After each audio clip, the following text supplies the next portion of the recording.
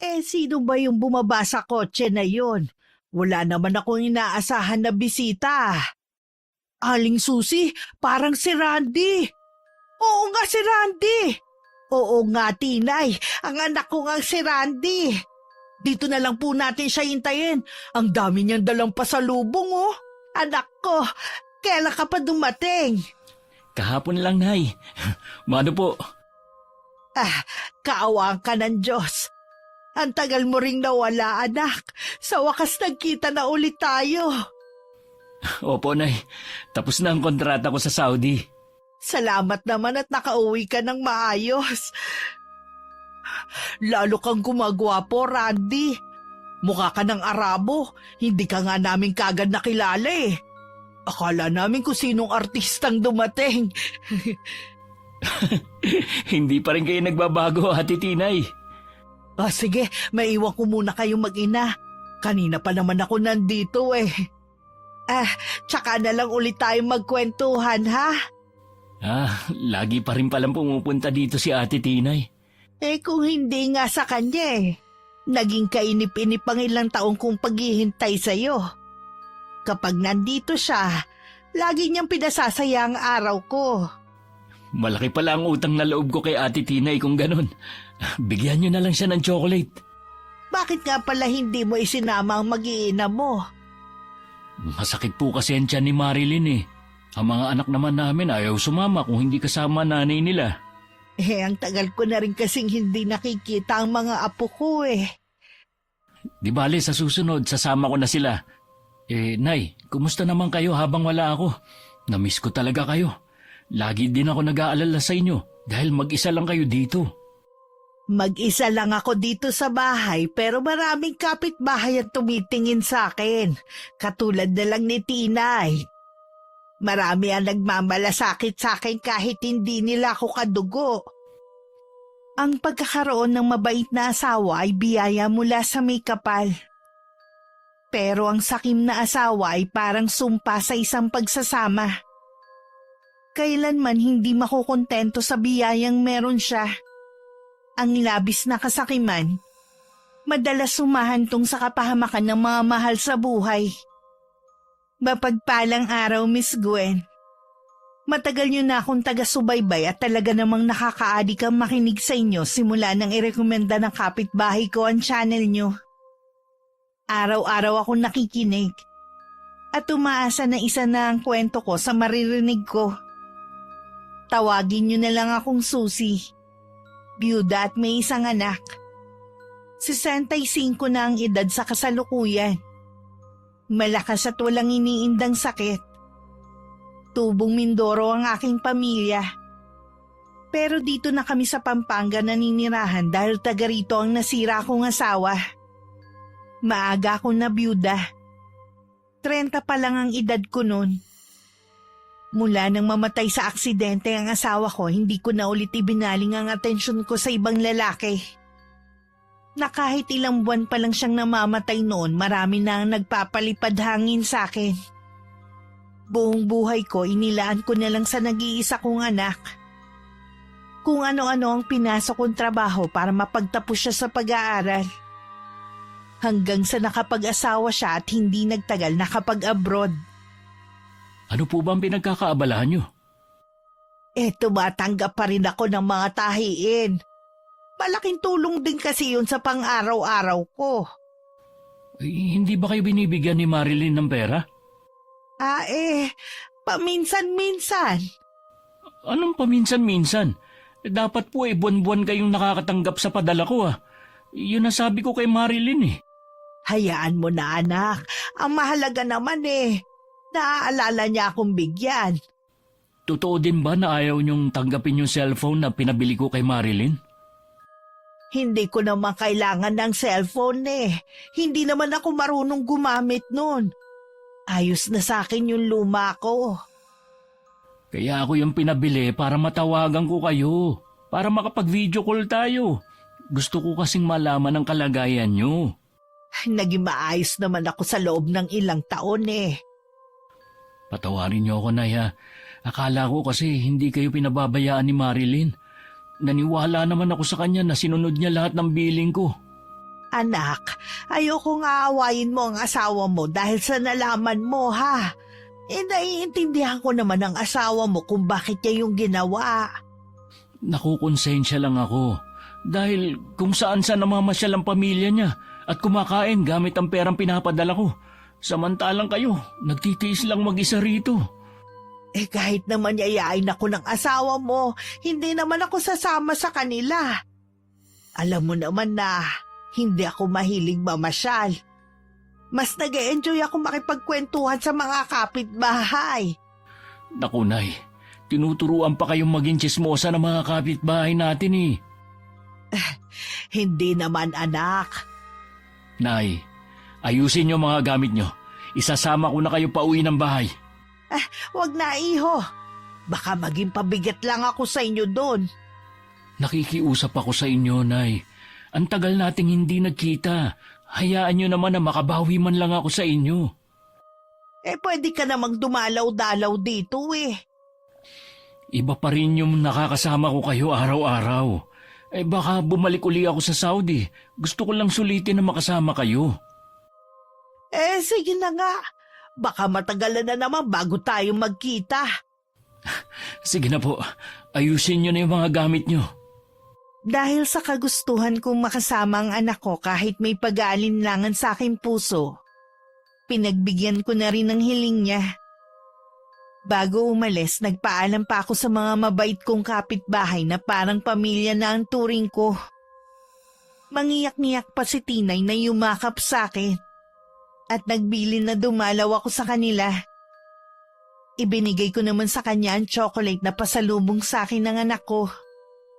Siya na lang kako ang mamigay sa mga kapitbahay. May isang oras din bago kami nakarating sa bahay ng anak ko na ilang beses ko na rin napuntahan. Pero madalas nasa labas lang ako ng gate. Dahil ayaw akong papasukin ng aking manugang. Pagdating hindi maitago ni Marilyn ang pagkagulat na makita ako. At napasulyap pa siya sa malaking bag na dala ng anak ko. Agad niyang niyaya si Randy sa isang saradong silid para kausapin ng sarili na.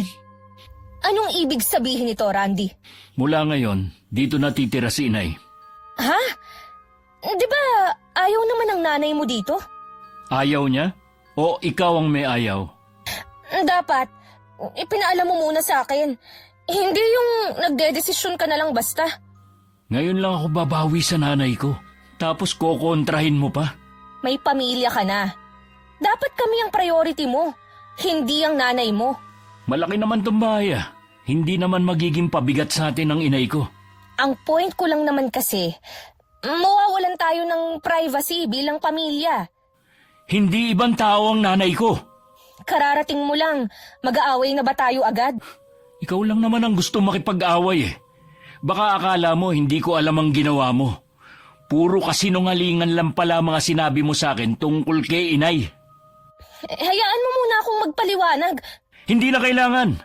Tanggapin mo na lang na maluwag sa loob mo na dito natitira si Inay para kalimutan ko na rin ang ginawa mo. Sige na nga. Huwag na natin tong pag-awayan. Kailangan sulitin natin ang bakasyon mo. Huwag ka na nga pala magluto. Sa labas tayo kakain. Ay, gusto ko yan. May alam ako na restaurant na masarap ang pagkain. Ay, teka. Tatawagan ko lang ang mga magulang ko at mga kapatid. Huwag mo na silang tawagan dahil tayo lang ang kakain sa labas. Randy, ngayon mo lang naman sila makakasama pagkatapos ng ilang taon. Gusto mo bang magtampo ang mga magulang ko? May iba pa naman pagkakataon eh. Sige na nga. Bibihisan ko lang ang mga bata. Pinagbihis din ako ng anak ko dahil kakain daw kami sa labas. Tinanong pa niya ako kung saan ko gustong kumain. Sinabi ko na lang na kahit saan basta pagkain Pinoy. Sakay ng Grab nakarating kami sa isang simpleng kainan.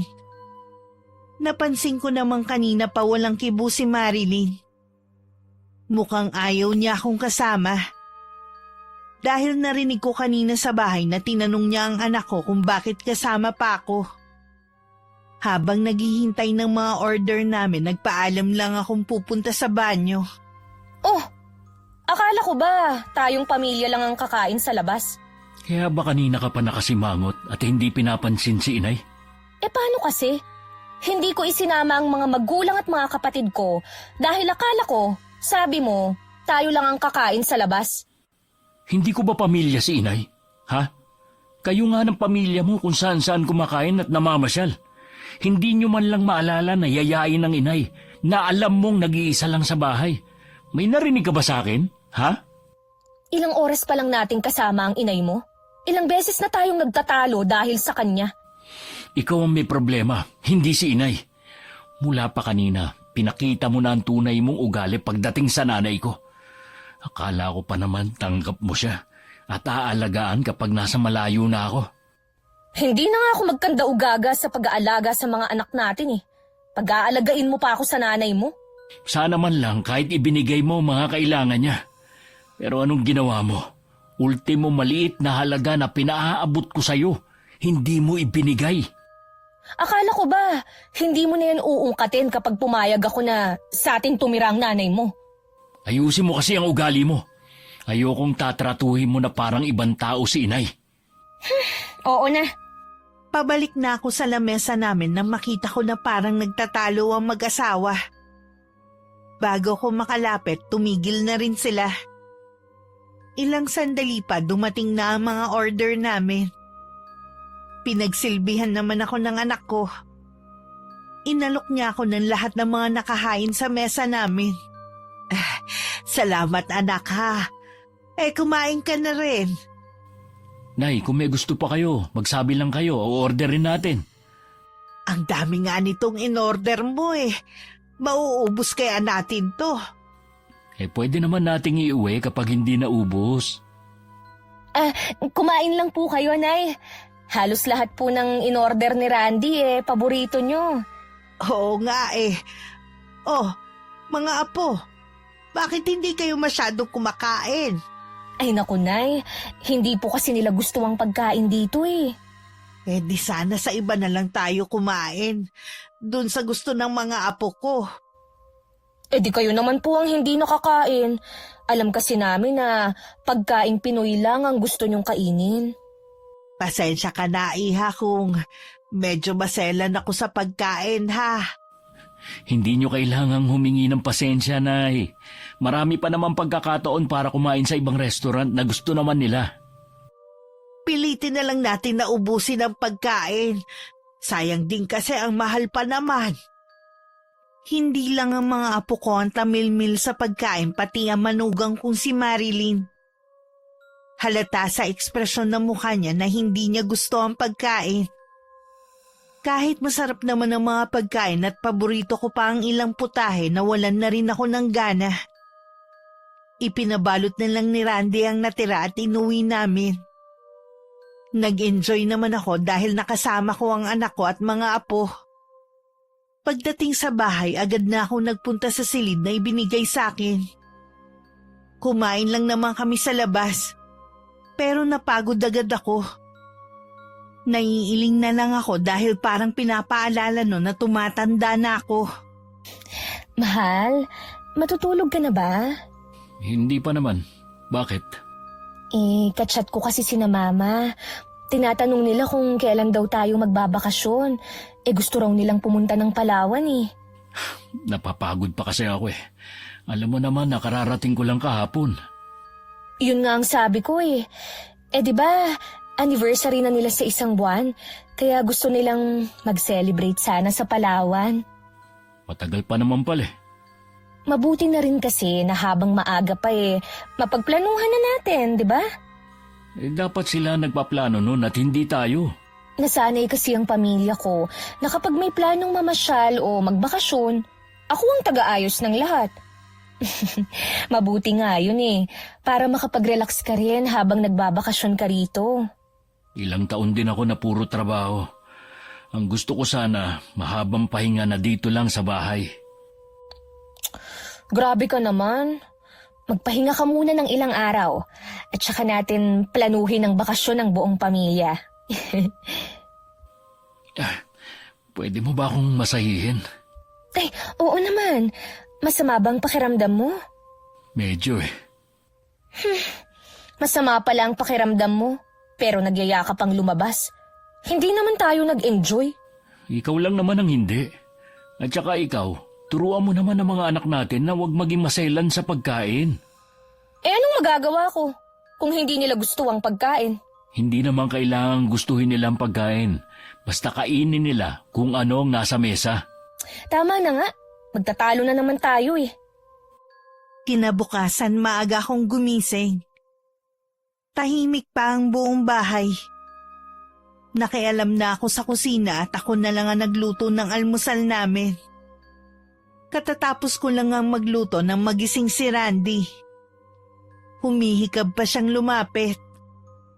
Ipinagtimpla ko naman siya ng kape niya. Natutulog pa raw ang mag-iina at malamang mamaya pa magigising ang mga yon. Sanay daw kasing tanghali na gumigising mula nang umalis siya. Kaya kami na lang ang nagsalo ng niluto kong agahan. Ito talagang luto niyong hinahanap ko, Nay. May kasama kasing pagmamahal ang pagluluto ko kaya masarap. Kaya pala walang katulad. Kumain ka pa ng marami. Nay, pwede niyo bang lutuan ng mga anak ko? Ang papayat kasi. Baka kung ano na lang ang pinapakain sa kanila ni Marilyn. Oo ba, akong bahala. Siya nga pala. Kailan nga ba ulit ang balik mo sa Saudi? Nay, wala na po akong balak bumalik doon. Ha? Bakit naman? Ayoko na kasing malayo sa pamilya ko at sa inyo. Matanda na kayo at kailangan din merong titingin sa inyo. Kung magsalita ka naman parang uugod-ugod na ako. Meron naman akong kaibigan na nag-aalok sa akin ng trabaho dito. Hindi man kasing laki ng kita ko sa Saudi, kahit papano, kasama ko naman ang mga mahal ko sa buhay. Sinabi mo na ba kay Marilyn ang desisyon mo? Hindi pa. Kumukuha lang ako ng tiyempo para sabihin sa kanya. Masaya ako na hindi ka naaalis. Hindi naman kasi sa lahat ng pagkakataon pera ang mahalaga. Kailangan mo lang ipaliwanag ng mabuti sa asawa mo para maintindihan niya. Oo naman, Nay. At saka kahit hindi niya magustuhan, hindi na rin magbabago ang isip ko. Kahit ano pang desisyon mo, anak, lagi lang ako nandito para suportahan ka. Nararamdaman kong magkakaproblema ang anak ko oras na ipaalam niya sa asawa na hindi na siya babalik sa ibang bansa. Pero tama naman ang desisyon niya. Masyadong maluho ang manugang ko at ang kanyang pamilya. Hindi man lang nakaisip na mag-ipon para sa kinabukasan ng mga anak. Naghahanda na ako ng tanghalian nang lumabas si Marilyn sa kwarto nila kasama ang dalawa kong apo. Kahit hindi niya sabihin, ipinagtimpla ko pa rin siya ng kape at gatas naman sa mga apo ko. Hinanap din niya si Randy. At sinabi kong kanina pa umalis. Alam niyo ho ba kung saan nagpunta si Randy? Ang paalam niya makikipagkita lang daw siya sa kaibigan niya. Sana naman umuwi na siya.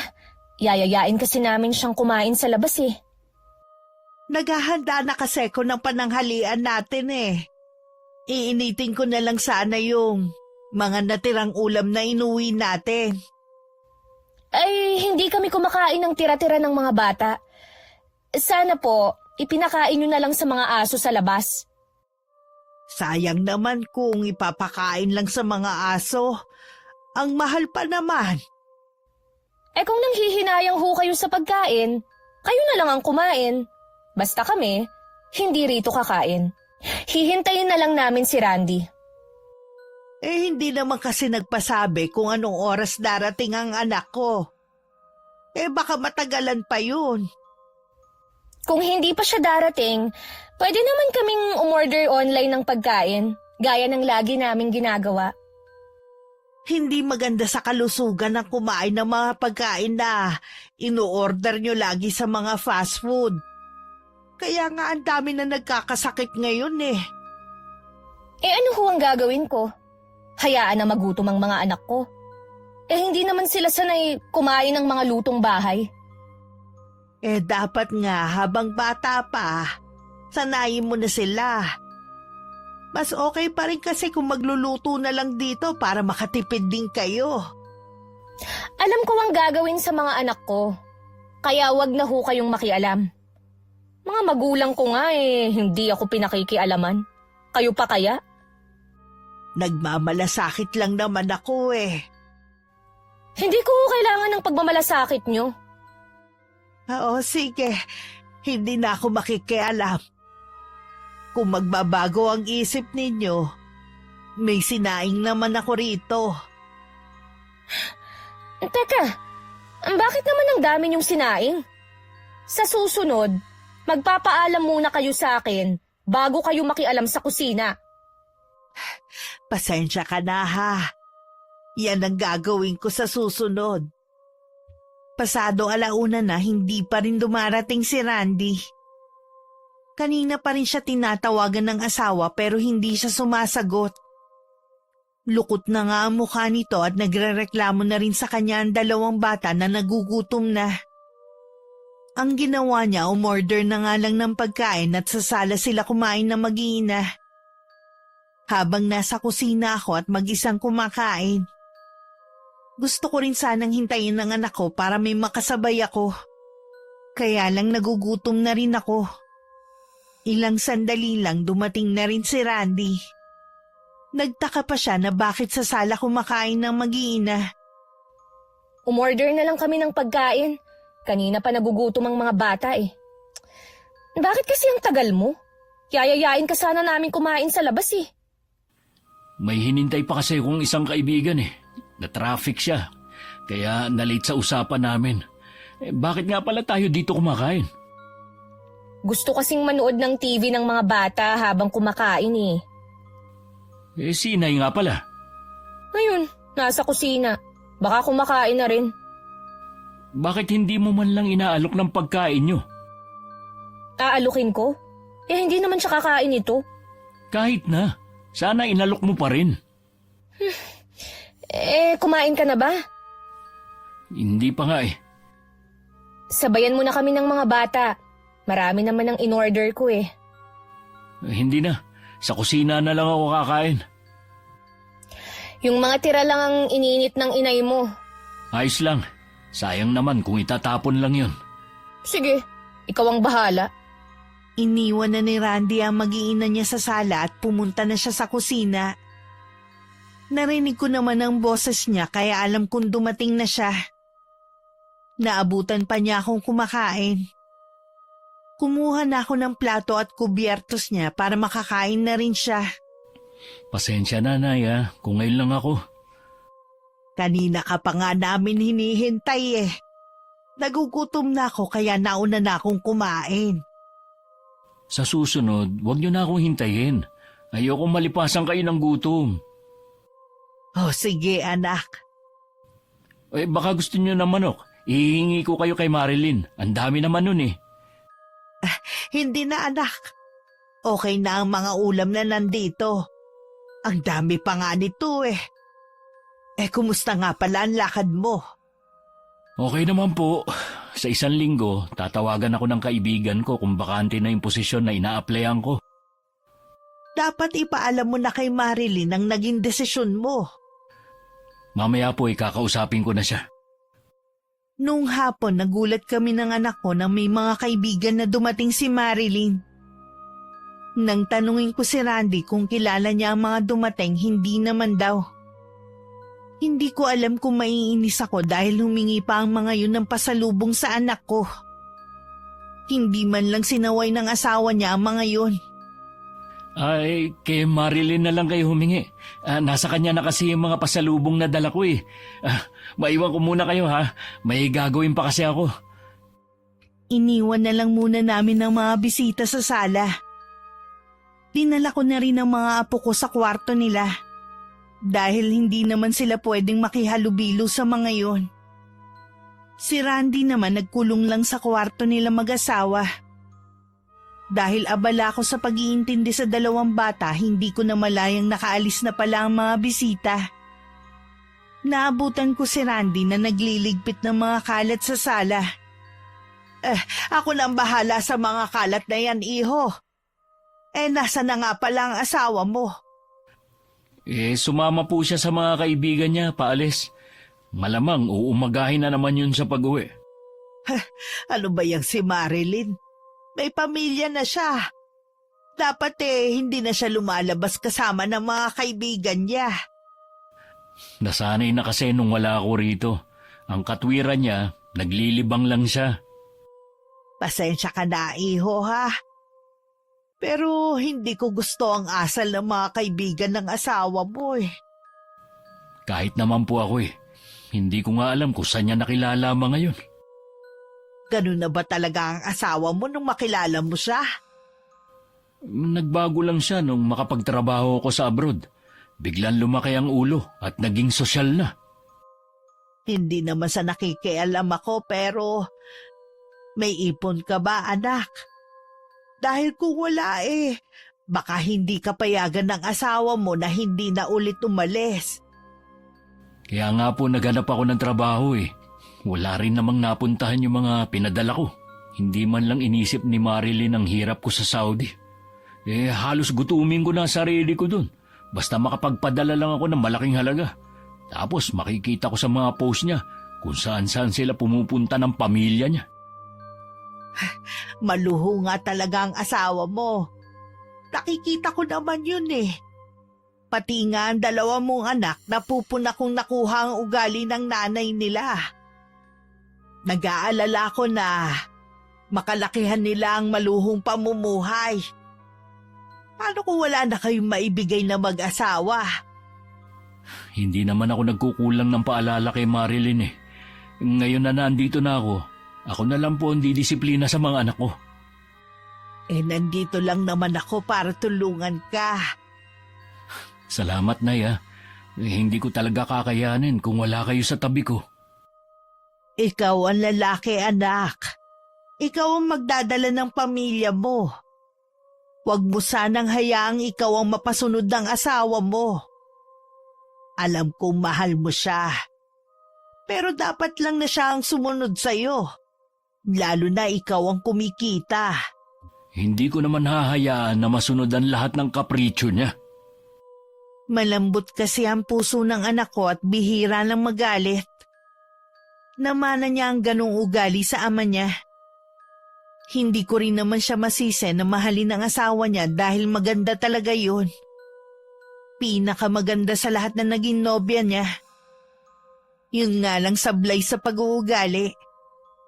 Noon pa ayoko na sa kanya. Nararamdaman kong hindi siya makakabuti sa anak ko. Pero dahil mahal siya ng anak ko, mas pinili kong manahimik na lang. Gaya nga ng sabi ni Randy, mag-uumaga na nang dumating si Marilyn. At hapon na siya nagising. Gusto na sanang makipag-usap sa kanya ng anak ko pero isiningit na naman ito ang tungkol sa pamilya niya. Mahal, kinukulit na ako ng mga magulang ko kung kailan daw tayo magpapalawan. Kung gusto niyo magpalawan, di bahala kayo. Ano bang klaseng sagot yan, ha? Ano bang gusto mong isagot ko, ha? Kung gusto nyo, ituloy nyo ang pagpunta doon. Sila naman ang gagastos Hindi mo yata ako naiintindihan Ipaliwanag mo kasi na maayos. Kaya ako to sinasabi sa'yo dahil gusto ng mga magulang ko na ikaw ang gumastos. Regalo mo daw sa kanila. Ano ka mo? Pati ba naman yun? Ako na nga gumastos sa iba niyong bakasyon dati, kahit hindi ako kasama. Alam mo naman na wala ng trabaho pareho ang mga magulang ko. Kaya wala silang pera. Oh, yun naman pala Bakit kailangan nilang pumunta doon? Wala naman pala silang budget. Huwag mong sabihin na hindi mo sila pagbibigyan. Sapat na lang ang pera ko dito. Baka wala pang 1 buwan, ubus na to. Oh, babalik ka pa naman sa abroad Tsaka ka na lang mag-ipon ulit. Wala na akong balak bumalik doon. Ha? Bakit naman? Isipin mo naman, sa loob ng 5 taong pabalik-balik ko sa Saudi, ito palang bahayan na ipupundar natin. Wala ka man lang ipon. Anong gusto mong gawin ko, ha? ipunin lahat ng padala mo. Hindi na kami gumastos, ganon. Hindi yun eh. Alam mo na hindi panghabang buhay ang pagtatrabaho sa abroad. Dapat naging masinop ka sa pera. Lagi naman kitang pinaalalahanan tuwing magkausap tayo sa cellphone. Pero ano ginawa mo? Umiiwas ka. Alam mo naman na gusto ko ring maranasan ang mga hindi ko naranasan dati. Hindi naman siguro masama yun. Dapat nagtitira ka. Pati kasi pamilya mo nakikinabang sa padala ko. Pero nanay ko, pinagdadamutan mo. Oh, anong mangyayari sa atin ngayon kung hindi ka nababalik sa Saudi? Naghanap na ako ng trabaho dito. Randy, magkano lang ang magiging sahod mo dito kumpara sa trabaho mo sa Saudi? Wala ka na rin magagawa dahil hindi na ako pumirma ng kontrata bago ko umuwi. Pambihira ka naman, Randy. Nandun ka na nga, mas ginusto mo pa rin dito. O kung gusto mo, ikaw na lang magtrabaho dun.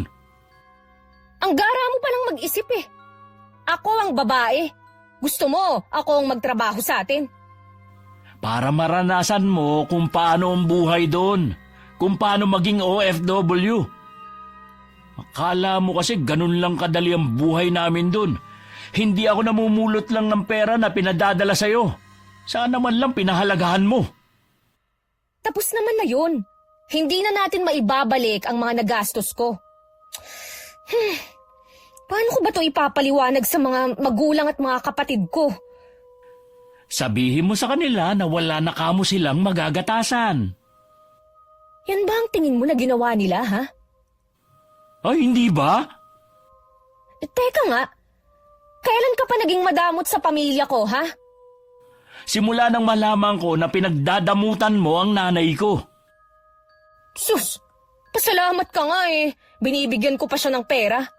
Malakas pa naman siya. Bakit hindi siya magtrabaho? Para hindi siya laging nakaasa sa'yo. Nag-iisa lang ang nanay ko. Sawantalang kayo ng pamilya mo, pati na mga kapatid mong pamilyado na, umaasa na rin sa akin. Pinakisamahan ka ng maayos ng pamilya ko. Tapos ngayon, susumbatan mo ko dahil sa kanila. Baka naman nakakalimutan mo. Bumait lang naman sila sa akin nung nakapag-abroad na ako. Bukas ang pinto ng kwarto at malakas na rin ang boses nila kaya naririnig ko ang pagtatalo nila. Nasa kwarto lang kasi ko ng mga apo ko at sinasamahan sila sa paglalaro. Tama naman ang mga sinabi ng anak ko. Bumait lang ang pamilya ni Marilyn sa anak ko nung mag-abroad siya. Sobra kung maliitin nila ang anak ko dahil mula lang kami sa mahirap na pamilya. Ilang beses din nilang pinaglayo ang dalawa pero pinaglaban nila ang kanilang pagmamahalan. Kahit dalawa na ang anak nila nun, hindi pa rin tanggap ang anak ko. Nang sumunod na araw, naging bisita ni Randy ang biyanan niyang lalaki. Tinanguan lang ako nito bilang pagbate.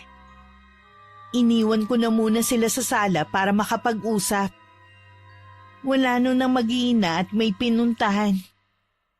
Totoo nga palang sinabi ng asawa mo na dito mo na pinatira ang nanay mo.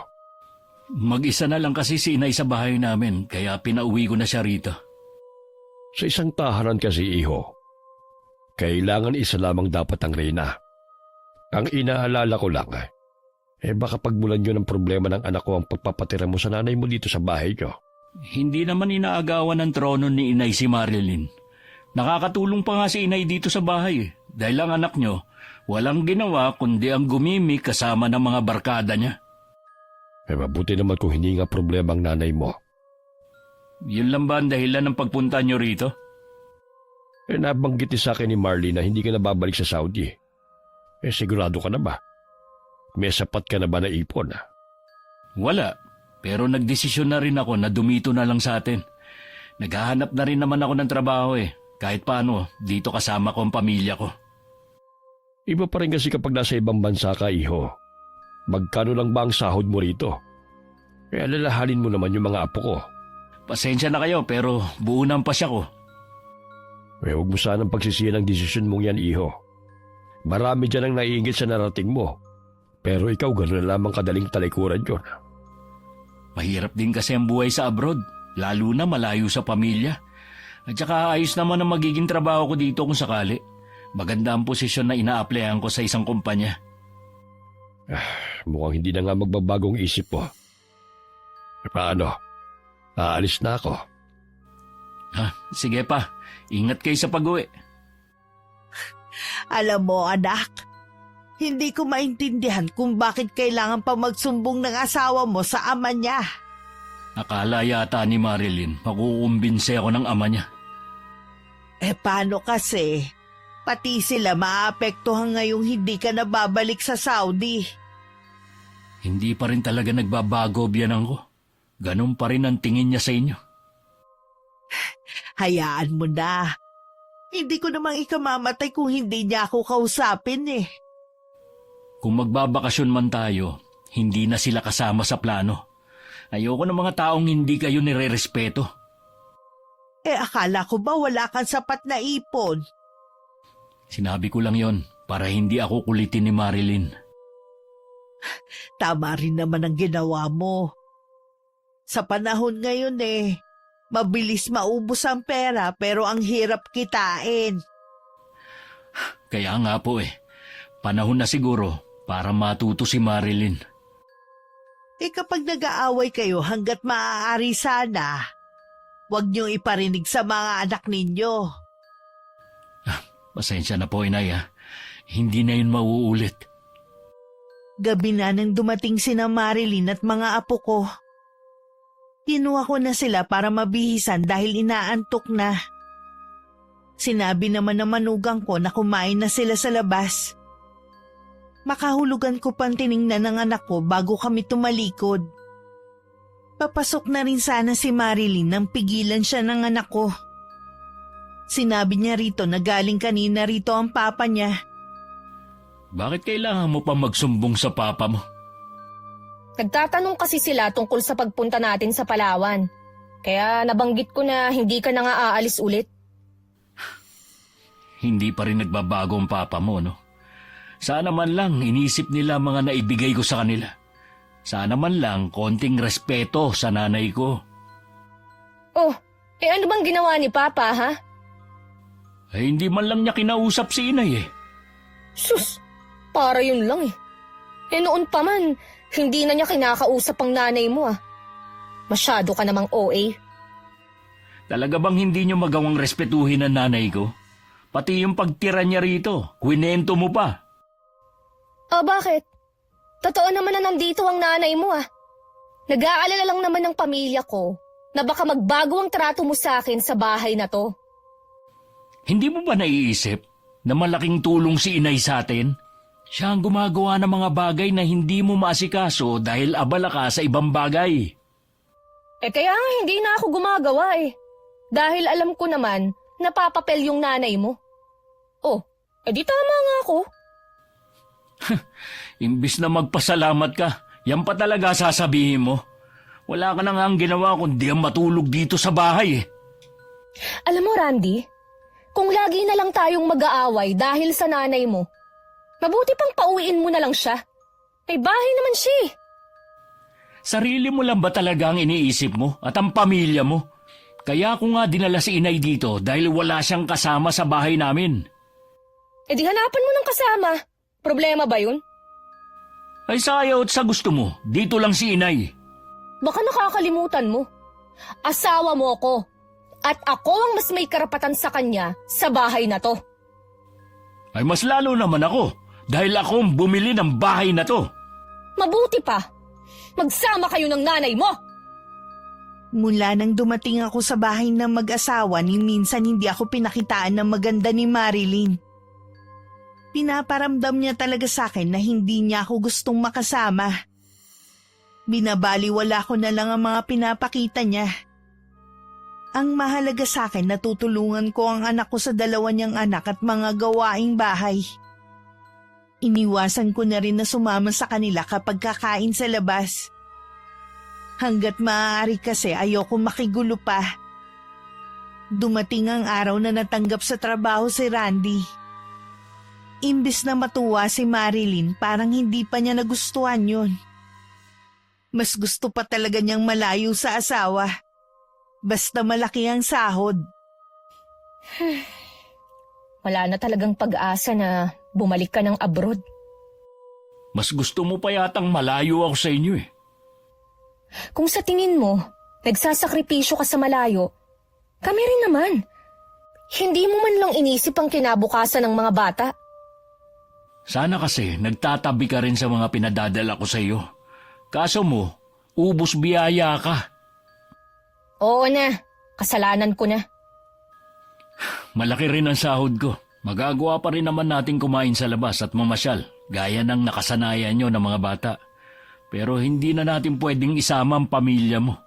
Baka isipin naman nila, nagdadamot na tayo. Alam naman nila na wala na ako sa abroad ah. Dapat maintindihan nila yun. Nasanay na rin kasi sila na tuwing kakain sa labas, kasama sila, kahit sa mga bakasyon. Ikaw naman ang nagsanay sa kanila eh. Kaya bahala ka ng magpaliwanag. Kahit hindi natuloy ang bakasyon nila sa Palawan, sana naman, bigyan mo sila ng regalo sa anniversary nila. Bibigyan na lang kita ng pambili ng regalo. Ikaw na ang bahala. Regalo lang. Wala na ako maibibigay kundi yun. Kung gusto mo palang maibigay ang mga luho ng pamilya mo, sana nagtrabaho ka na lang para sa kanila. Randy, ano bang problema mo? Hindi ka naman dating ganyan ah. Alam mo siguro, nasusulsulan ka ng nanay mo. Walang sinasabi si inay. Huwag mo siyang idamay sa usapan. Sabi ko na nga be, problema lang ang dala niya sa bahay na to. Tigilan mo na nga ang kakasabi niyan kay inay. Kung totoo naman kasi. Ang totoo kasing problema dito, nagagalit ka at ang pamilya mo dahil hindi na ako babalik sa Saudi. Ay, alam mo, nakakapagod na paulit-ulit na lang ang pinag-aawayan natin. Ikaw kasi. Mabuti pa sigurong tanggapin ko na lang na dito ka na talaga magtatrabaho. Ay dapat nga ganun. Pasensya ka na kung lagi kitang inaaway.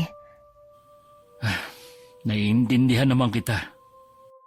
Napansin kong masigla na ang anak ko. Nakita ko ring inaasikaso na siya ng manugang ko. Masaya na rin ako dahil ibig sabihin nun nagkaayos na silang mag-asawa. Natanggap na siguro ni Marilyn na wala na talagang balak bumalik ng Saudi si Randy. Lumipas ang mga araw, madalas pa rin umaalis si Marilyn. Pero bago naman umuwi si Randy galing trabaho, nandito na siya sa bahay. Malamig pa rin ang pakikitungo niya sa akin. Kinakausap lang niya ako kapag kaharap ang anak ko. Nasaan ang mga bata? Nasa kwarto na sila at naglalaro. Hindi ba sila kakain? Pinakain na raw sila ni inay. Ewan ko ba kung bakit kailangang pakainin ng maaga? Mabuti nga na kumain na sila. Dapat nga nasa tamang oras ang kain nila eh.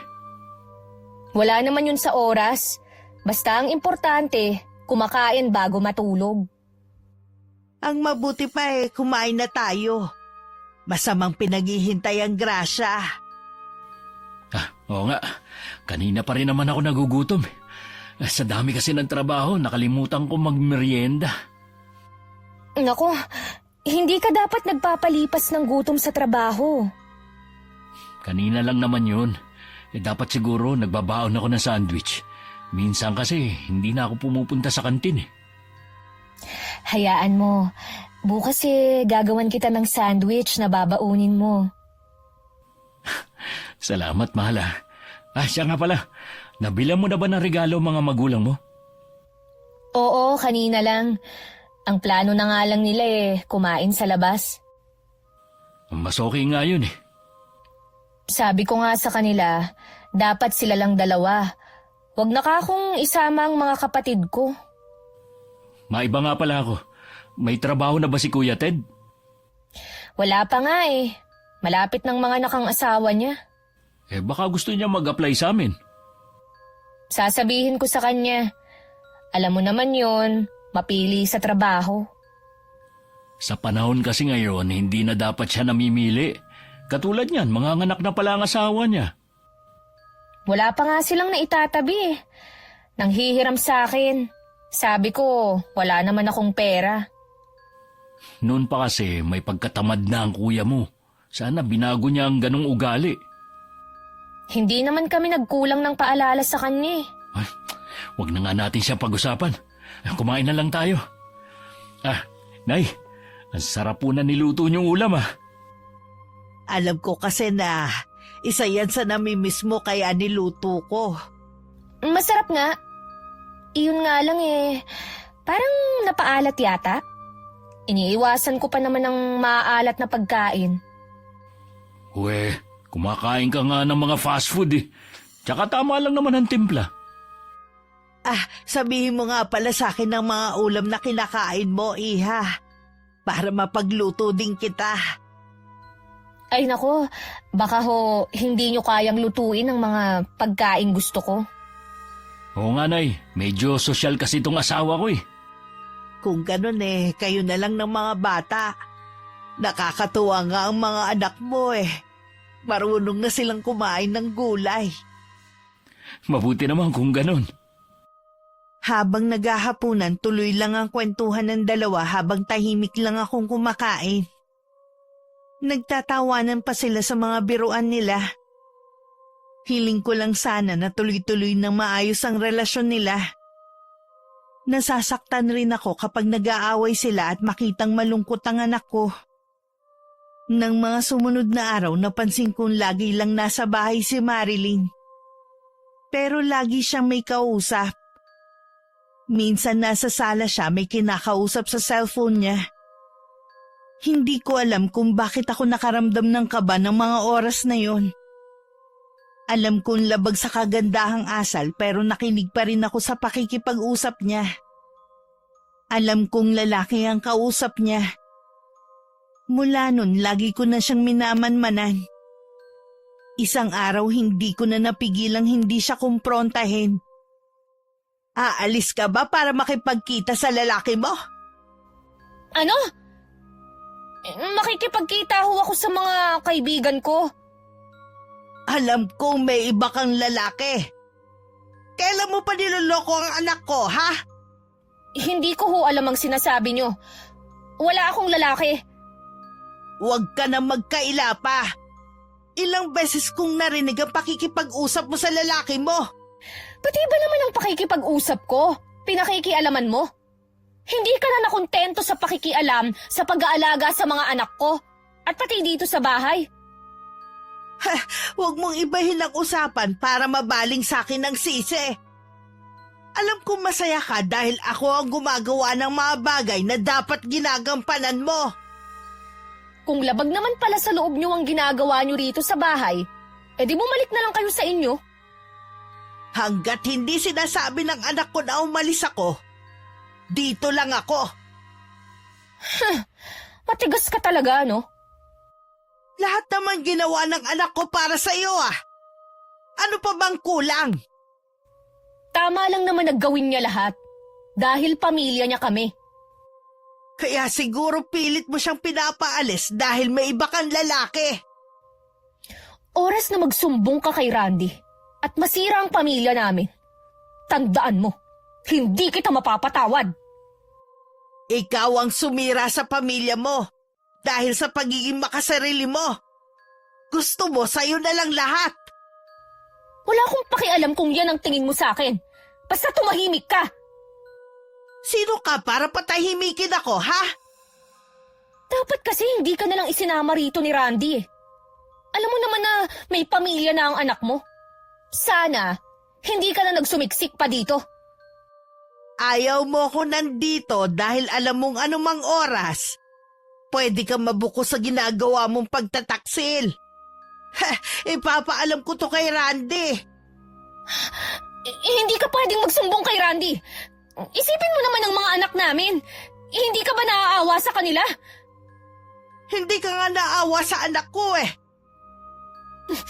Lagot ka sa mga magulang ko kapag isinumbong kita. Yan lang ba kaya mong ipanakot sa akin, ha? Sige, Magsumbong ka sa mga magulang mo! Hihintayin ko sila rito!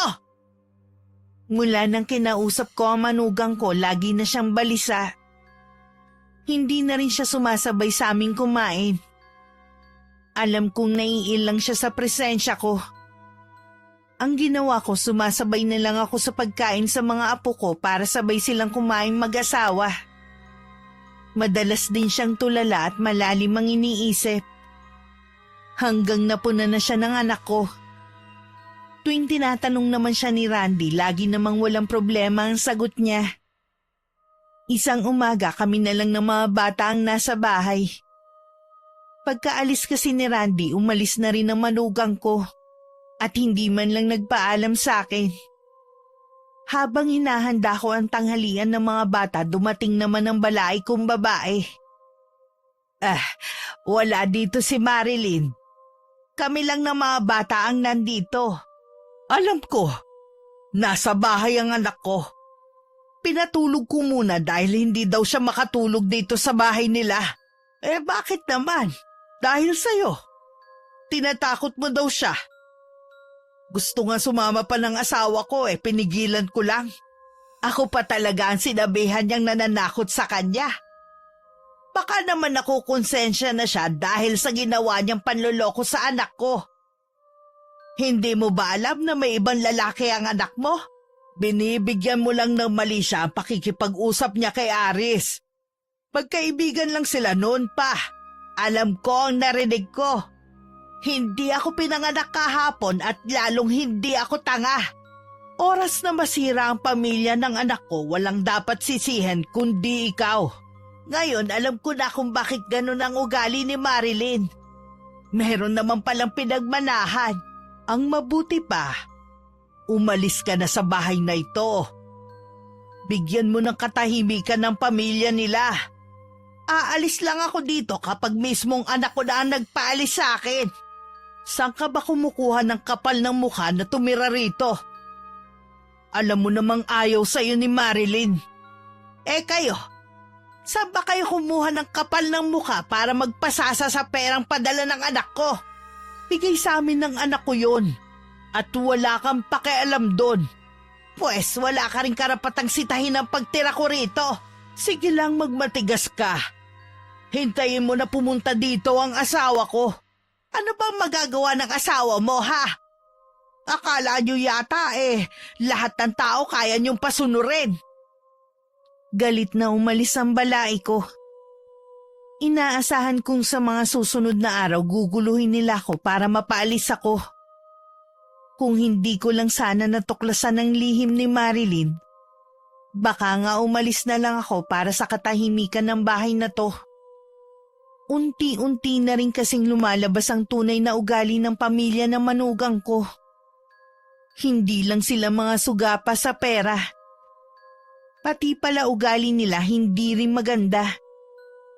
Parang gusto ko tuloy pagsisihan na hindi ko pinigilan ng anak ko noon na pakasalan ng asawa. Sana hindi siya napabilang sa pamilya nila. Masasaktan talaga ng husto si Randy. Oras na sabihin ko sa kanya ang tungkol sa ginagawa ng asawa niya. Sana kumilos ang tadhana na siya na mismo ang makatuklas ng kataksilan ni Marilyn. Hindi ko kasi kayang saktan ang damdamin ng anak ko. Maagang dumating si Marilyn ng araw na yun.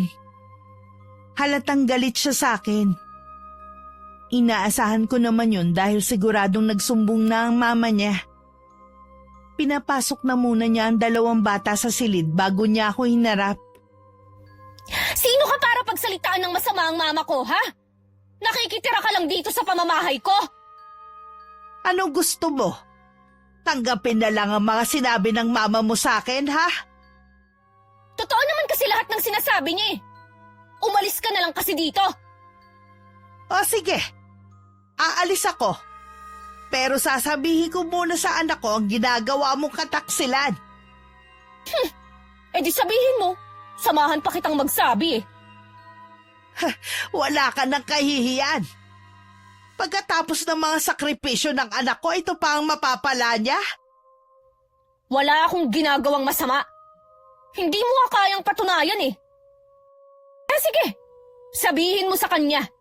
Dalhin mo habang buhay sa konsensya mo, oras na masira ang pamilyang ito. Sigurado naman ako na hindi ikaw ang paniniwalaan ni Randy. Hindi ko alam kung ano nakita sa'yo ng anak ko. Napakasama naman ng ugali mo kahit ang pamilya mo. Kung maibabalik ko lang sana ang nakaraan, pipigilan ko ang anak ko na pakasalan ka. Wala ka nang magagawa dahil kasal na kami. Dahil sa pagtatalo namin, pareho naming hindi namalayan ng pagdating ni Randy. Sa labas pa lang ng bahay, naririnig na niya ang malakas na boses ni Marilyn. Mabilis siyang pumasok sa loob at naabutan niya kami sa kusina. Sabay pa kaming napalingon na magsalita ito. Ay, anak, nandiyan ka na pala. Wala ba sa inyong magpapaliwanag kung ano nangyayari? Ikaw, Marilyn, ano na naman ang kinagagalit mo sa nanay ko? Pinagbibintangan kasi ako ng nanay mo eh. Ano naman ang binibintang niya sa'yo?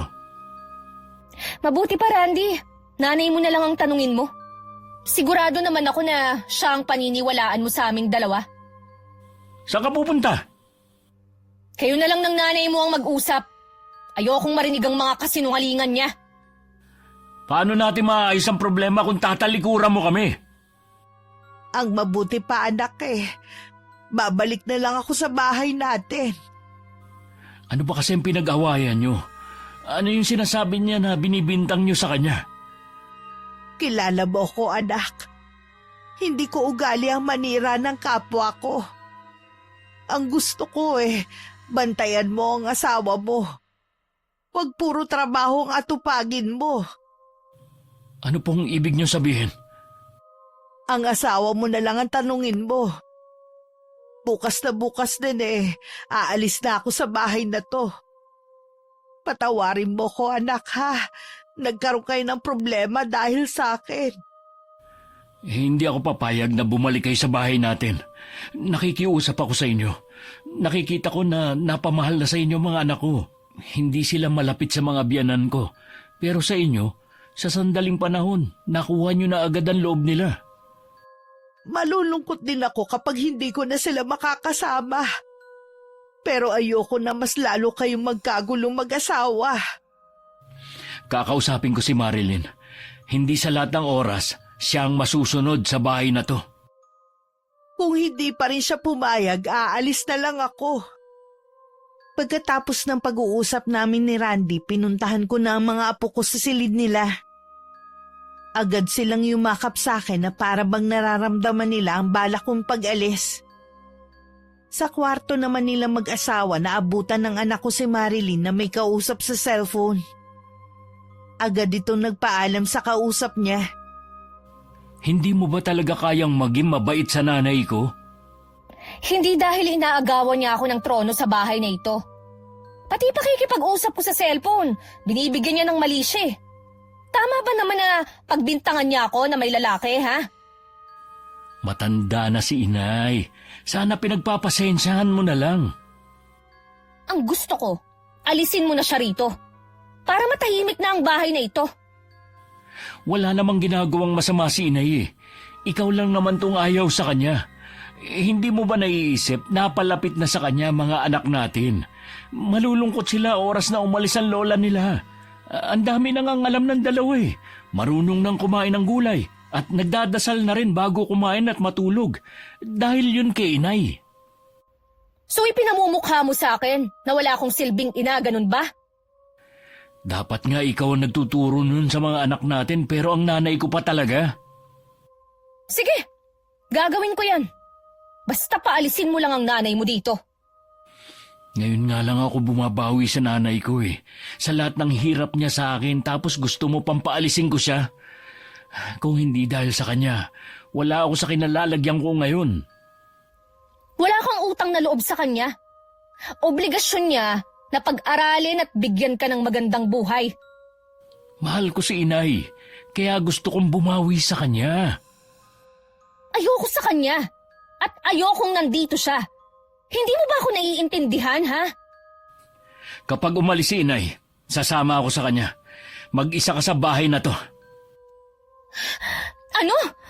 Mas pipiliin mo ang inay mo kaysa sa akin, ha? Anong klase kang asawa? Nagtitimpi lang ako sa ugali mo at sa mga naririnig ko sa mga kaibigan natin na mga ginagawa mo habang nasa abroad ako. Sige, sila ang paniwalaan mo kaysa sa akin na asawa mo. Isang ebidensya lang at talagang iiwan kita. Isasama ko ang mga anak natin. Gawin mo at mananagot ka sa papa ko. Lagi naman yan ang panakot mo eh. Ano bang meron dyan sa ama mo? Ha? Malalaman mo. Oras na iwan mo ko. Nang sumunod na araw, dumating naman ang balay kong lalaki. Si Marilyn ang nagpapasok sa kanya. Kasalukuyan ako naglilinis noon ng kusina nang tawagin ako ng manugang ko. Pagpunta ko sa sala, prenteng nakaupo si Manuel. Si Marilyn naman pangiti-ngiti sa isang tabi. Kitang-kita ko rin ang galit sa mukha ng ama niya. Nagsumbong na naman siguro sa'yo tong anak mo, no? Natural na magsusumbong sa akin ang anak ko dahil inaapi niyo siya sa sarili niyang pamamahay. Walang umaapi sa kanya sa bahay na ito. Mula nang magsama sila ng anak ko, nagbuhay reyna ng anak mo at alam yan ni Marilyn. Tama lang. Dahil hindi namin pinalaki ang mga anak namin para lamang maghirap sa mga asawa nila. Eh ano ba talaga ang sadya mo, balae? Umalis ka na sa bahay na ito bago pa kita kalad ka rin palabas. Sino ka para gawin sa akin yan, ha? Huwag mo akong subukan. Hindi ko alam kung saan kayo kumukuha ng kakapalan ng mukha ng mag-ama. Ipinaglalaban ko lang ang karapatan ng anak ko. Eh pareho lang naman tayo nakapakanan ng mga anak natin ang iniisip. Sana kung nagmamalasakit ka sa pagsasama nila, pagsabihan mo yung anak mo na maging tapat naman sa anak ko. Alam na ng papa ko na ginagawan mo lang ako ng kwento na may ibang lalaki. Wala kang maipakita na ebidensya eh. Ang kapal ang mukha mo para sirain ang pagsasama ng dalawa. Bumalik ka na sa pinanggalingan mo at hayaan mong mamuhay ng tahimik ang mag-asawa. Magkaroon ka naman sana ng kahihiyan, Nay. Umuwi ka na sa inyo. May sarili ka namang bahay eh. Huwag ka na makihati sa kita ng anak mo. Ipaubaya mo na lamang yun sa mag-iina. Bibigyan lamang kita ng ilang araw para umalis sa bahay na ito. Eh kung wala na kayong sasabihin, maiwan ko na kayo. May gagawin pa kasi ko sa kusina. Sana naman umalis na siya. Hindi talaga ako mapakali kapag nandito siya. Sabihin mo lamang ako kapag hindi pa siya umalis. Kakalad ka rin ko talaga sa palabas ng bahay na ito. Salamat pa ah. Lagi kayong nandyan. Eh hindi naman kita pwedeng pabayaan na lamang. Siya nga pala. Malapit ang piyesta sa atin. Pakisabi mo nga sa asawa mo na baka pwedeng siya nang sumagot sa panghanda natin. Sasabihin ko po sa kanya. Hindi naman yung tatanggi eh. Malaki naman ang sahod niya sa trabaho. May mas malaki sana kung nasa abroad siya. Imbis na nakakapagbakasyon kami ng mama mo sa iba't ibang lugar napurnada patuloy. Kaya alam mo namang ikaw lang ang pwede naming asahan sa bagay na yon. Wala na po tayong magagawa. Hindi ko mapilit si Randy. Baka kahit dito na siya nagtatrabaho magawa pa rin natin. Titingnan ko po. Bago pa lang kasi sa trabaho si Randy. Mahirap kung ngayon ko siya hihiritan. Sabihan mo na lang kami ha. Paano? Aalis na ako. Mag-iingat po kayo sa pag-uwi nyo. Kasalukuyan ako nasa silid ko. Inayos ko ang mga damit ko at inilagay ko lahat sa bag na dala ko. Pati mga damit na binili ni Randy sa akin nung dumating ako rito. Napangiti pa ako nung maalala ko kung paano niya patagong binigay sa akin ng mga to. Maging ang mga alahas na binili pa niya nung nasa Saudi siya. Alam kong hindi niya ako papayagan kaya aalis ako ng palihim. Nakakaramdam na rin kasi ako ng hiya sa pananatili ko rito. Ayoko na rin dagdagan ng kahihiyan ko. kung sakaling kalad ka rin ako ng balai ko. Kinabukasan madilim pa umalis na ako sa bahay nila. Dahil walang pasok ng araw na yun si Randy, tanghali na siyang nagising. Nagtaka pa siya dahil hindi niya ako nakita sa kusina. Sa pag-aakalang nasa silid ako, pinuntahan niya ako ron. Nakita niyang bukas ang kabinet at wala ang mga damit ko. Hindi aalis si inay ng walang dahilan. Hindi ko alam. Dahil hindi naman kami nag-uusap ng nanay mo. Baka naman kasi may sinabi ka sa kanya. Mabuti pa umamin ka na lang. Wala akong aaminin. Dahil wala akong ginagawa sa kanya. Si nanay na lang ang tatanungin ko. Huwag mong sabihin na pupuntahan mo pa siya. Umalis na nga siya rito eh. Hayaan mo na. Kaya mo bang gawin ang ginagawa ni inay nung nandito pa siya? Ha? Oo naman. Para yun lang eh. Si inay na lang ang nag-iisa kong pamilya. Pero dahil sa kasakiman mo, lumayo siya. Hindi naman kasi tama na pamilyado ka na, makikipisan pa sa atin ang nanay mo. Ang mga magulang ko nga eh, ni minsan hindi nakitulog dito dahil malaki ang respeto nila sa atin. Iba naman ang mga magulang mo eh. May mga kasama sila sa bahay. Samantalang si inay, mag-isa lang sa dati naming bahay. Nakikiusap naman ako, Randy. Huwag mo na siyang pabalikin dito. Kahit siguro magmakaawa pa ako kay inay, hindi na rin siya babalik dito. Mabuti pa, mamasyal na lang tayo ng mga bata. Ang tagal na nating hindi nakakalabas eh. Okay, bihisa mo na lang yung mga bata. Nang mga sumunod na araw, napilitang gumising na maaga si Marilyn para maghanda ng almusal ng mag-aama. Kahit nahihilo pa dahil puyat, wala siyang magawa kundi gawin ang ginagawa ko. Pati paglilinis sa buong bahay at pakikipaglaro sa mga anak. Kahit gustong matulog sa tanghali, hindi naman niya magawa. Gustuhin man niyang umalis, wala namang maiiwan sa mga anak. Hanggang hindi na nakatiis. Nagsabi na siya kay Randy na kumuha na sila ng kasambahay. 1 linggo pa lang akong wala sa kanila. Alam mo ba kung magkano na ang bayad sa kasambahay ngayon, ha? At wala din naman papayag na mababa ang sahod. Napapagod na kasi ako eh. Kulang na nga ako sa tulog oh. Mahirap kumuha ng kasambahay ngayon kahit kakilala pa natin. At saka 4 na lang naman tayo dito sa bahay. Konti lang naman ang gagawin. Ang hirap nga eh. Hindi na nga ako makalabas man lang kasama ng mga kaibigan ko. Akala ko ba kaya mo lahat ng ginagawa ni inay? Wag na nga natin siyang pag-usapan. Pwede kang kumuha ng kasambahay, pero ikaw ang magbabayad. Bakit ako? Saan naman ako kukuha ng pambayad? Kaya nga eh, wala ka naman palang pambayad. Ang lakas na ang loob mong magsabi na kumuha ng kasambahay. Malaki naman ang sahod mo ah. Hahatiin ko sa 2 ang sahod ko dahil kailangan ko magbigay kay inay. Ano? Bakit mo naman siya bibigyan ha? Nakalimutan mo na ba? Hindi mo ibinigay sa kanya yung lahat ng perang para sa kanya. Hindi mo ba naiisip na sa gagawin mong yan, kami ng mga anak mo ang magsasakripisyo? Hindi kayo magsasakripisyo dahil ibibigay ko naman lahat ng kailangan nyo. Baka ang ibig mo sabihin, ang pamilya mo ang magsasakripisyo dahil wala na akong balak magbigay sa kanila. Umuwi ka lang dito. Naging madamot ka na. Dahil nakita ko kung gaano ka kaswapang sa pera. Pati yung maliit na halaga para kay inay, nagawa mo pang kupitin. Mas higit naman akong may karapatan sa sahod mo kaysa sa nanay mo. Pasalamat na lang siya. Kahit papano binigyan ko siya.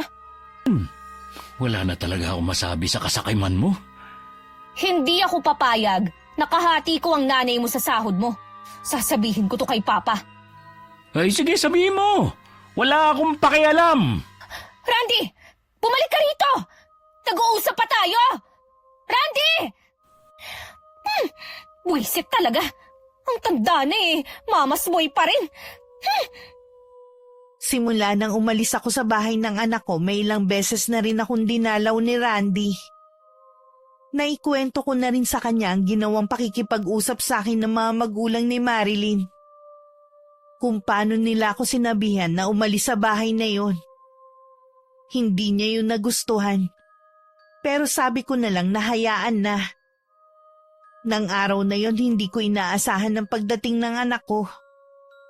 Ganong oras kasi nasa trabaho siya.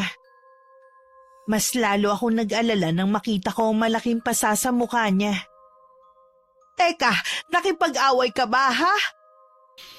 Opo, Nay. Hindi ko na kasi napigilan yung galit ko kanina eh. Sinugod ko yung lalaki ni Marilyn.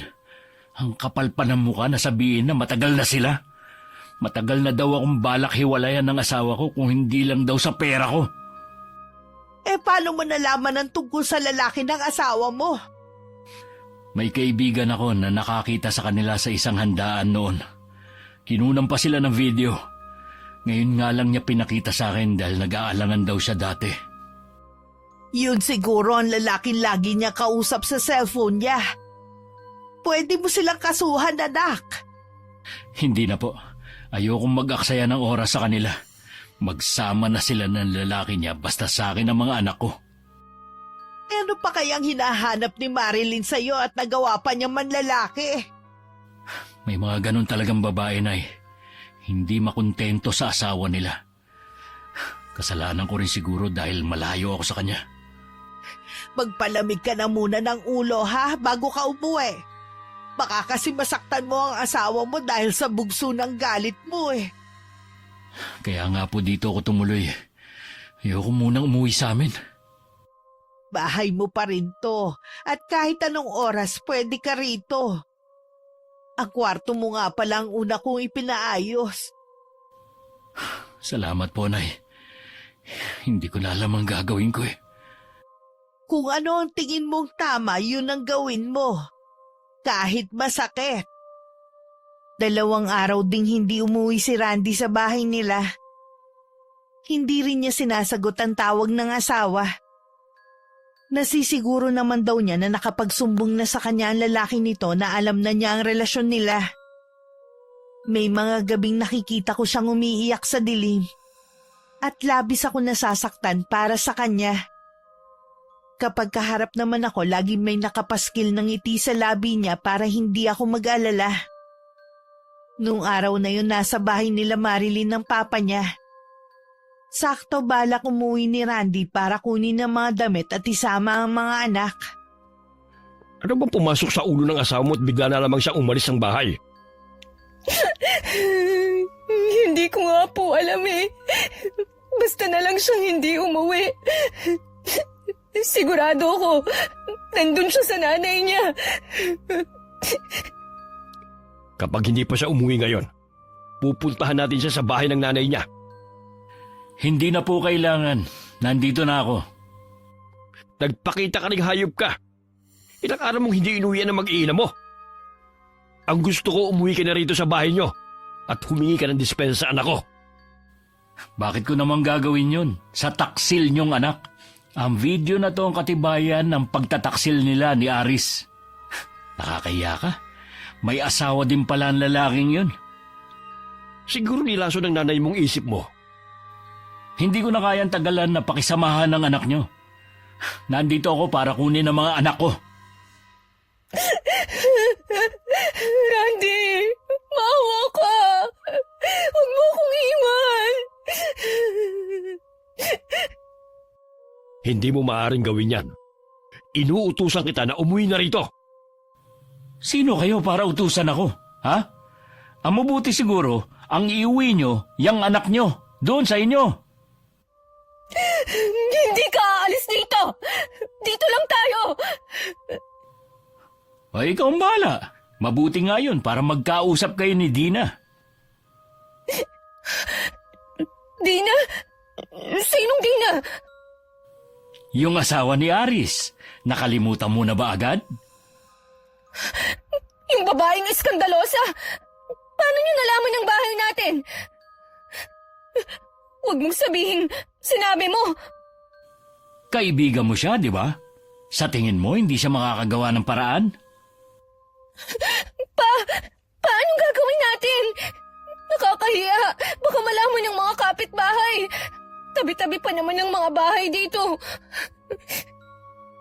Eh di huwag mong papasukin. Mas lalo siyang magwawala. Kilala ko si Dina. Mabuti pa umuwi na lang tayo sa bahay. At ikaw, Randy, imbis na ipagtanggol mo ang asawa mo, ikaw pa talaga nagpahamak sa kanya. Siya ang gumawa ng kalokohan at hindi ako. Mas mabuting harapin niya yun kesa takasan niya. Eh baka naman malaking pagkukulang mo sa anak ko. Kaya niya yung nagawa. Naku, pasensya na kayo kung nagawa niyang magloko habang nasa abroad ako at nagpapakahirap doon para maibigay ko lang ang pangangailangan niyo. Tama na! Kahit ano pang sabihin mo, ikaw pa rin ang may kasalanan ng lahat ng to! Pagkatapos ng problemang ito, kailangan niyo pa rin magkaayos ni Marlene. Naiiling na lang si Randy. Habang nakasunod ang tingin sa mag-ama na daig ba ang pugante na tumatakas. Ni hindi man lang nagawa ng asawa na magpaalam muna sa mga anak.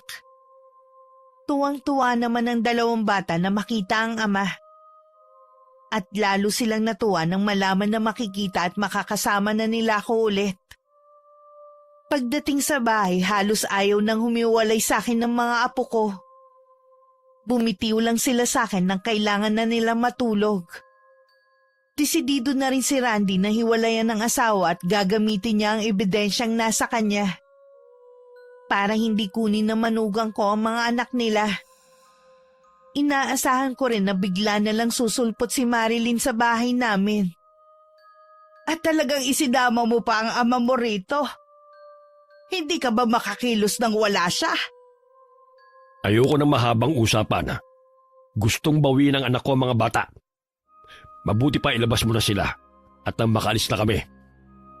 Huwag mo sanang kalilimutan na nasa bahay kita. Wala kang karapatan na manduhan ako. Nakikiusap ako sa inyo, Nay. Ilabas niyo na ang mga anak ko. Hindi mo naman talaga mahal ang mga anak mo eh. Sarili mo lang ang mahal mo. Gagamitin mo lang naman sila para perahan si Randy.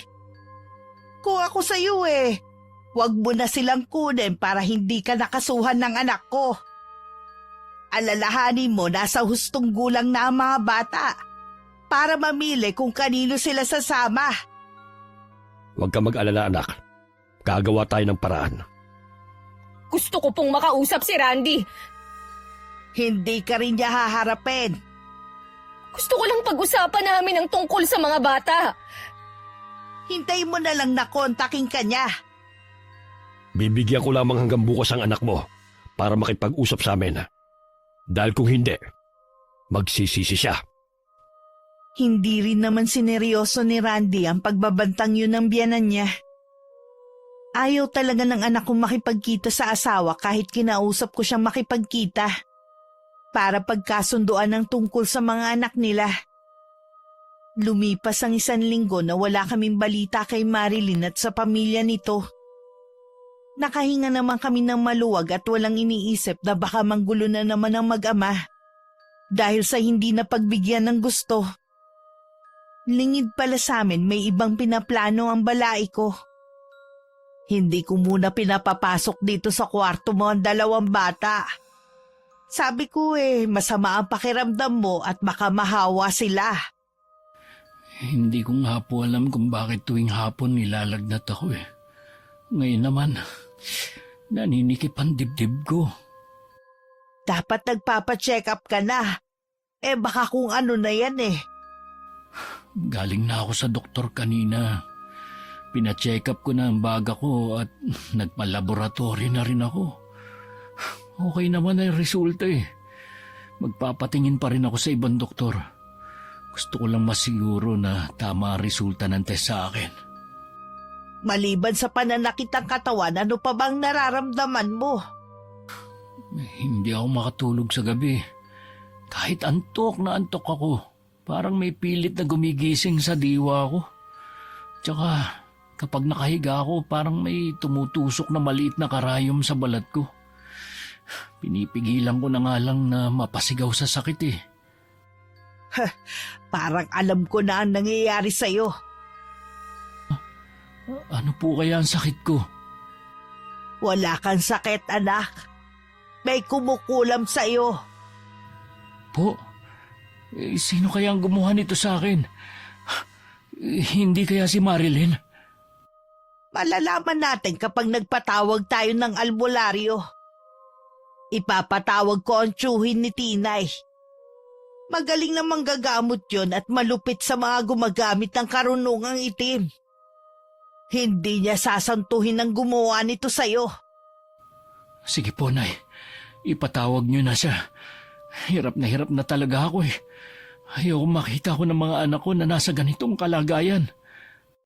Nung gabing yun, dumating si Mang Berto. Agad itong nagsagawa ng orasyon para labanan ng kumukulam sa anak ko. Meron siyang inilagay na malapad na dahon sa noo ni Randy.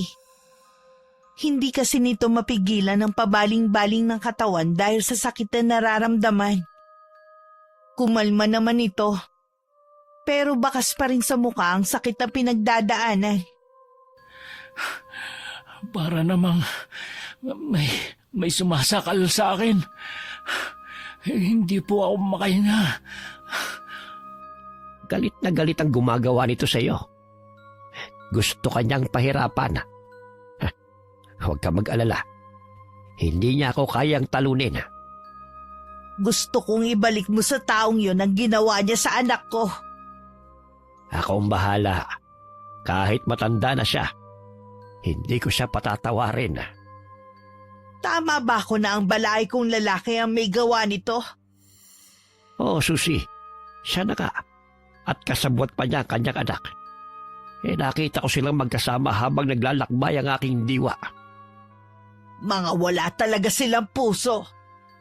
Dapat kay Marilyn napaparusahan din para magtanda. Pagagalingin ko muna si Randy bago ko sila balikan. Muling nanahimik ang buong silid. Kahit ang mga usal ng albularyo hindi maririnig. Tanging pagbuka lang ng kanyang bibig ang mapapansin. Makalipas ang ilang oras, gumaling na rin ang anak ko. Pinainom lang siya ni Mang Berto ng halamang gamot. At naging mahimbing na ang tulog niya. Kailangan niyang makabawi ng lakas. Ilang gabi rin siyang hindi pinatulog. Maraming salamat sa iyo, ha? Mabuti na lang nandyan ka. Wala yon. Mabutit na agapan natin ang anak mo. Ang mangyayari sana sa kanya na hindi natuloy, sa taong yon mangyayari. Nang mga sandaling yun, natataranta naman sina Marilyn sa nangyayari sa papa niya. Kanina pa sumasakit ang tiyan nito. Naglalabasan na ang mga ugat sa kamay, leeg at sa muka. Humihingi na po ng tulong sina Mama at Kuya. Dadalhin na po namin kayo sa ospital. Hindi ako mapapagaling ng mga doktor. Nabigo ako, anak. Natalo ako. Ano pong ibig niyong sabihin? May magaling na albularyong nagpagaling kay Randy. Ibinalik niya sa akin ang sumpang ginawa ko. Nalaman po kaya nila na kayo ang nasa likod ng nangyari kay Randy? Oo, anak. Ikaw nang bahala sa mama mo. Nararamdaman ko na hindi na ako magtatagal. Sorry pa. Kasalanan ko tong lahat. Kung di dahil sa akin, hindi mangyayari to sa inyo.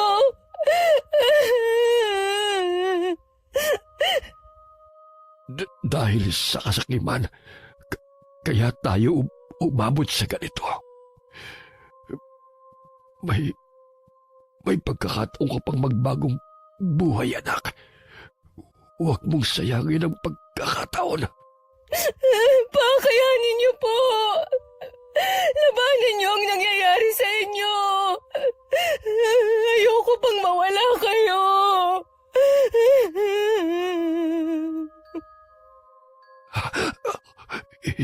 Hindi ko na kaya, anak. Patawarin mo ko. Hindi ako naging mabuting ama sa'yo. Pa! Pa!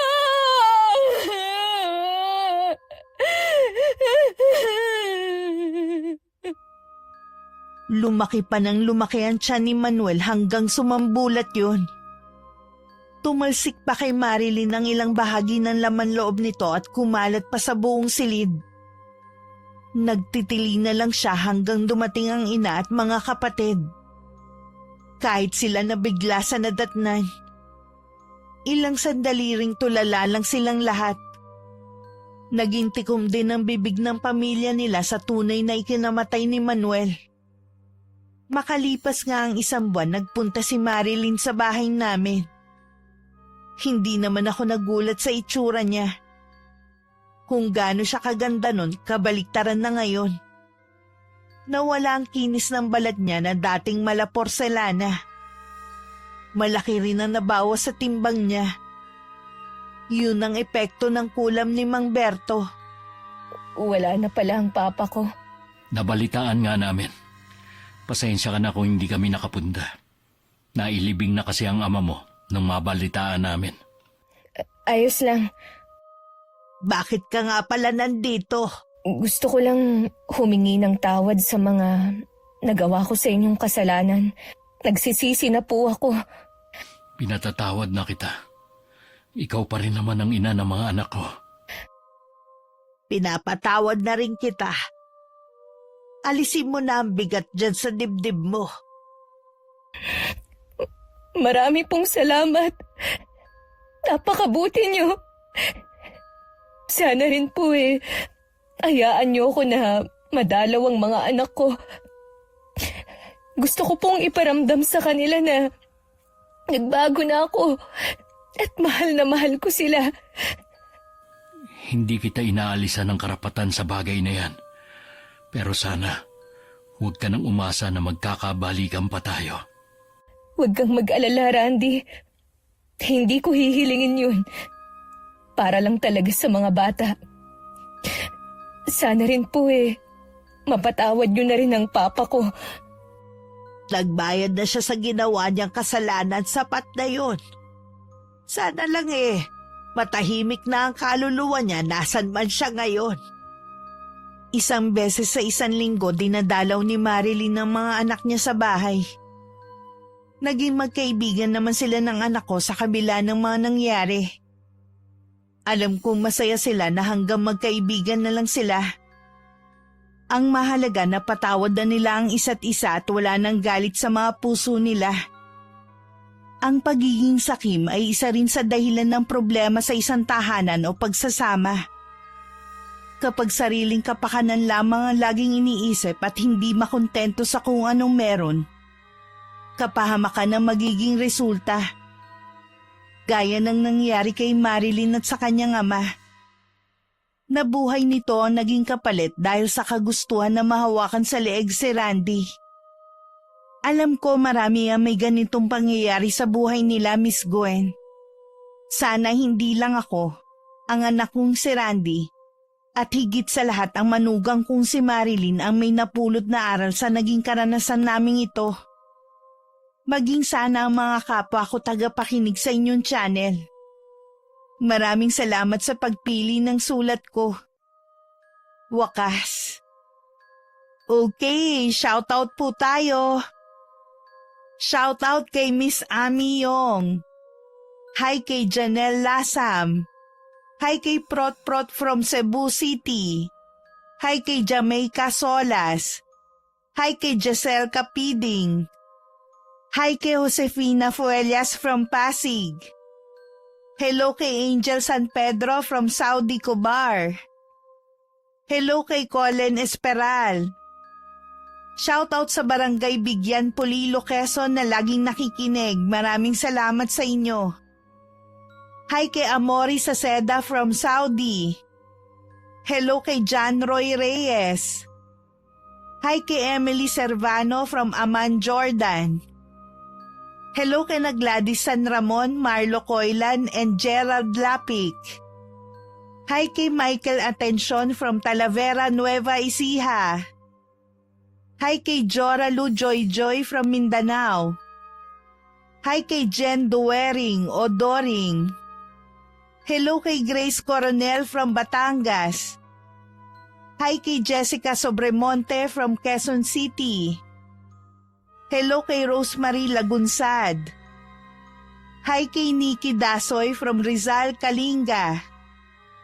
Hello kay Inday Along. Hi kay Corazon Dumaulaw. Shoutout sa Galindez family and Ramos family. Hello kay Rosemary Casonete. Hi sa John Lea family. Hi kay Cassie Barcelona from Bahrain.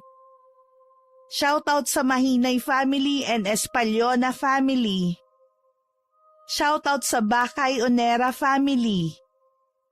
Hello kay na Ma'am Jonaline Nisperos Rivera at Germaline Gakayan na masugid nating taga-subaybay. Maraming salamat po. Hello kay Marilyn Gasha sa Andre from Cagayan Valley. Hi kay Maylin Acedron from Saudi. Hello kay Margie Gianga from Kuwait. Shoutout sa Benny Dals PH from Abha, Riyadh. Hi kay Raquel Laure from Muntinlupa City.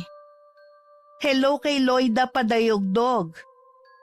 Hello kay na Raquel Hasigawa, her husband Mitsuru and Uncle Buboy in Mexico, Pampanga. Hi kay na Troy, Tresha May at Axel Rose.